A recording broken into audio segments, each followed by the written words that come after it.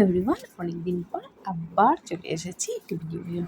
তো আজকে দেখো ভিডিওটা একদম অন্যরকম, মানে আমি ফার্স্ট টাইম ট্রাই করলাম, কিন্তু ফার্স্ট টাইমে এত ভালো হয়েছিল কি বলার কথা নয়। তো আজকে আমি করব ফিশ ফ্রাই। তো পুজোর মধ্যে বাড়িতে বাইরে আমি কিছু খাইও নি, ঘুরতেও ঠিক সেভাবে যাই না।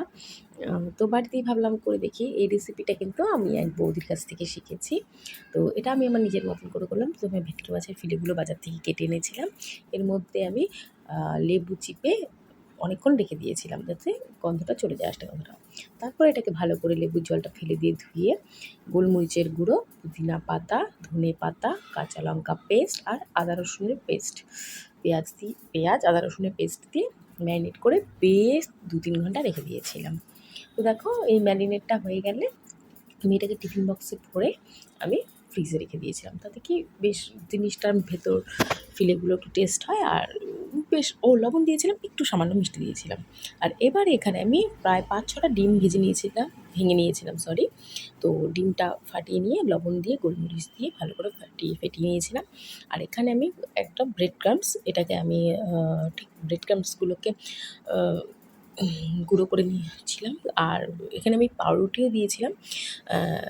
বিস্কুটের ব্রেড ক্রাম্বসটা যেহেতু কিনে আনি না, আমি ওই খাস্তা বিস্কুটগুলো হয় না, টোস্ট বিস্কুটগুলো, ওগুলোকে এনে মিক্সারে গুঁড়ো করে নিয়েছিলাম। আর হ্যাঁ, কর্নফ্লেক্স ছিল আমার ঘরে, আমি বেশ কিছুটা কর্নফ্লেক্স, দারুণ হয়েছিল, যার জন্য কর্নফ্লেক্সটাও ব্রেড ক্রাম্বসের সাথে আমি দিয়ে দিয়েছিলাম মিশিয়ে।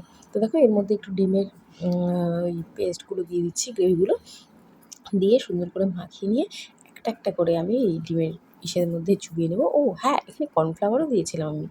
ঠিক আছে, এর মধ্যে একটা একটা করে ফিলে চুবিয়ে নিয়ে ব্রেড ক্রাম্বসে এপিট ওপিট করে আমি আবার ডিমের গোলাতে চুবিয়ে ব্রেড ক্রাম্বস লাগিয়ে প্রায় আবারও 1 ঘন্টার মতন আমি ফ্রিজে রেখে দিয়েছিলাম, যাতে ও ব্রেড ক্রাম্বসগুলো বেশ মাছটার সাথে ভালো করে লেগে যায়। হ্যাঁ হ্যাঁ, আমি কিন্তু মাছটা বেশি রেখেছি, আর ওই ওপরে যে কোটিংটা হয় সেটা কিন্তু আমি পাতলা করে দিয়েছি, যাতে মাছটা সবার মুখে পড়ে।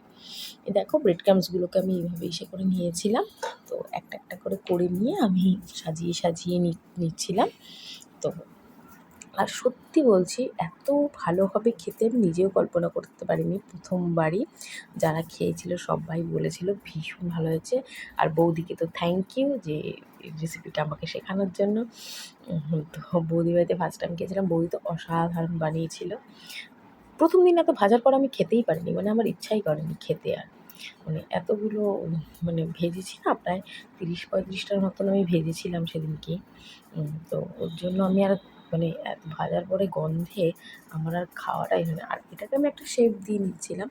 তো তোমরা যে যেরকমভাবে পারো করো, আমি তো প্রতিটাকে এরকম করে দেখো আমার সবগুলো রেডি। এগুলোকে এবার ফ্রিজে ঢুকিয়ে রাখবো।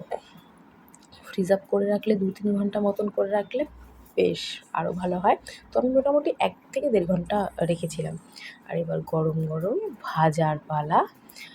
এবার কড়াইয়ে তেল গরম করতে দিয়েছি। আগেও 2-একটা ভেজেছিলাম, ওই আমার দেওরকে দিয়েছিলাম যে লবণ টবণ ঠিক আছে কিনা দেখার জন্য, টেস্টটা কীরকম হয়েছে।